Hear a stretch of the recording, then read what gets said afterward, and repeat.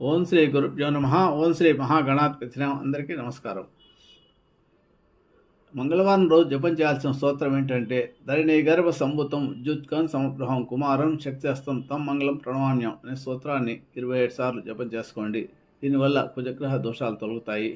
అలాగే ఎవరైతే మృగశిర చిత్త ధనిష్టాక్షరాల్లో పుట్టిన వారు కూడా ఈ స్తోత్రాన్ని జపం చేసుకోవడం వల్ల మంచి ఫలితాలు లభిస్తాయి. సంవత్సరానికి ఒకసారైనా సరే కుజ దోషాలు తొలగడానికి రక్తదానం చేయడము, ట్రాఫిక్లో ఎండలో డ్యూటీ చేస్తున్న పోలీసు వారికి వాటర్ సప్లై చేయడము కూడా కుజ దోషాలు తొలగిస్తుంది. ముఖ్యంగా జాతకంలో లగ్నం నుంచి కానీ, చంద్రుడి నుంచి కానీ, శుక్రుడి నుంచి కానీ 2, 4, 7, 8, 12 స్థానాల్లో కనుక కుజగ్రహం స్థితి పొంది ఉంటే కుజదోష కింద వస్తుంది. అలాగే శని కుజుల సంబంధం ఉన్న, శని కుజుడు అస్తంగస్తమైన అంటే రవితో కలిసి ఉన్న లేదా నీచ స్థానంలో ఉన్నా కూడా, షష్టాష్టక యాలలో ఉన్నా కూడా కుజదోషం, కుజుని వల్ల ఇబ్బందులు వస్తాయి. ఈ కుజదోషాలు అష్టమంలో ముఖ్యంగా కుజుడు ఉంటే ప్రయాణాల్లో ప్రమాదాలు జరిగే అవకాశాలు ఎక్కువగా ఉంటాయి. అలాగే కుజుని పైన,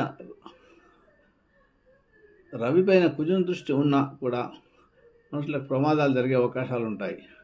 కాబట్టి కుజ దోష శాంతులు చేసుకోవడము, కుజగ్రహ స్తోత్రం ఎల్లప్పుడూ చదువుకోవడము అవుతుంది. ఈ కుజదోషం ఎవరికైతే ఉందని చెప్పానో వారంతా కూడా మంగళ చండీ గౌరీ స్తోత్రాన్ని ప్రతిరోజు పారాయణ చేసుకుంటే కూడా త్వరలో వివాహ ప్రాప్తి కలుగుతుంది. ఎవరికైతే వివాహం ఆలస్యం అవుతుందో వారంతా కూడా ఒక 9 మంగళవారం సుబ్రహ్మణ్య స్వామికి అభిషేకం చేయించుకోవాలి. చేయించుకుంటే త్వరలో వివాహ కళ్యాణ ప్రాప్తి కలుగుతుంది. అలాగే ప్రతి నెలలో వచ్చే షష్ఠి, శుక్ల షష్ఠి, బహుళ షష్ఠి రోజు కూడా సుబ్రహ్మణ్య స్వామి ఆరాధన చేయడం వల్ల, మంగళ చండీ గౌరీ స్తోత్రం పారాయణ చేసుకోవడం వల్ల కుజదోష నివారణ జరుగుతుంది.